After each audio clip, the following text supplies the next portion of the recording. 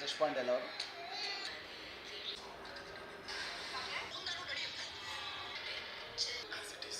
ನನ್ನ ಹೆಸರು ಮೋಹನ್ ಅಂತ, ಮೋಹನ್ ಕುಮಾರ್ TN, ಪ್ರಸನ್ನ ಥಿಯೇಟರ್ ಮಂದಿರ ಮ್ಯಾನೇಜರ್. ಈಗ ತಾನೇ ಮೇಡಮ್ ಅವರು ಬಂದು ಹೆಜ್ಜಾರು ಅನ್ನೋ ಟೀಸರ್ ತೋರಿಸಿದ್ರು.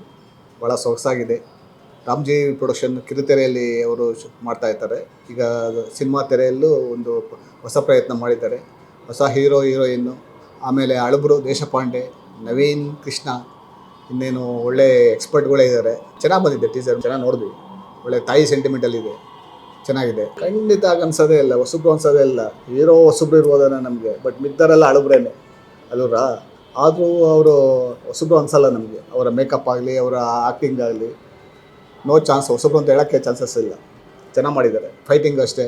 ನವೀನ್ ಕೃಷ್ಣ ಗೊತ್ತಲ್ಲ, ಅವರ ಶರ್ಟ್, ಅವರ ಒಂದು ಇದನ್ನು ನೋಡಿದ್ರೆ ಭಾಳ ಭಯಂಕರ. ಆಮೇಲೆ ದೇಶಪಾಂಡೆ ಅಪ್ಪನ ಬಗ್ಗೆ ಹೇಳಂಗಿಲ್ಲ ನಾವು. ನ್ಯಾಚುರಲಾಗಿ ಪಾರ್ಟ್ ಮಾಡ್ತಾರೆ.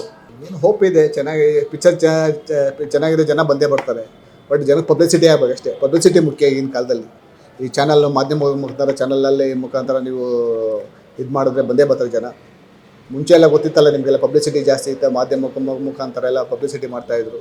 ನೀವೆಲ್ಲ ಮಾಡಿದ್ರೆ ಬಂದೇ ಬರ್ತಾರೆ. ಪಿಕ್ಚರ್ ಚೆನ್ನಾಗಿದೆ. ಈಗ ಕಾಂತಾರ ಏನು ಮುಂಚೆನೇ ಓಡಲಿಲ್ಲ ನಿಮಗೆ ಅಲ್ವಾ. ಆಮೇಲೆ ಒಂದು 2 days ಆದಮೇಲೆ ಅದು ಹಿಟ್ ಆಯ್ತು. ಅದು all the best. Hejjaru cinema ನೋಡಿ, ಕನ್ನಡ ಚಿತ್ರಮಂದಿರಕ್ಕೆ ಬಂದು ನೋಡಿ. ಕನ್ನಡ ಚಿತ್ರಗಳನ್ನು ಪ್ರೋತ್ಸಾಹಿ, ಕನ್ನಡ ಚಿತ್ರಮಂದಿರಗಳನ್ನು ಬೆಳೆಸಿ. ನಮಸ್ತೆ.